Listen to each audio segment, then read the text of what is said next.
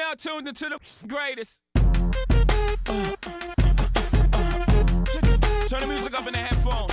What is up, YouTube? Mark Hicks coming at you with another video. A video I am excited to bring.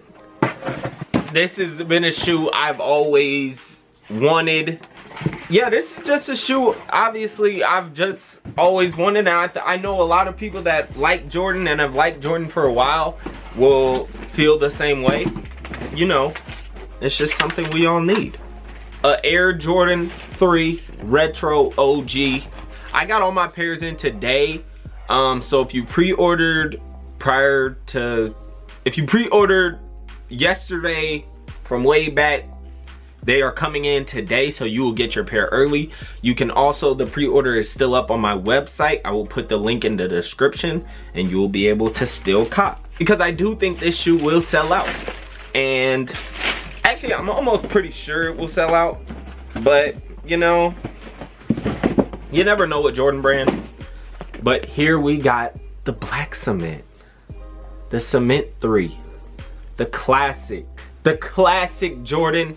You know, this I'm copping 2 pairs. This shoe is just beautiful. Like, I feel like I might wear this every day. You've all seen this shoe. The leather feels nice on this shoe. The upper feels nice. High quality. And then Nike Air hints all over. So Nike Air here, Nike Air under, well, Nike under, Nike Air on the back, Nike Air on the insole. And I just love this shoe, man. I don't know. This, we can expect a lot from Jordan Brand coming up. This February is gonna be crazy with these dropping. I think 2 more pairs of 3s dropping, including the Flyknit pair I've seen, the Tinker special pair. I will have all of those. Just beautiful. We got some nice pairs of ones dropping, gold ones, the bread toe ones.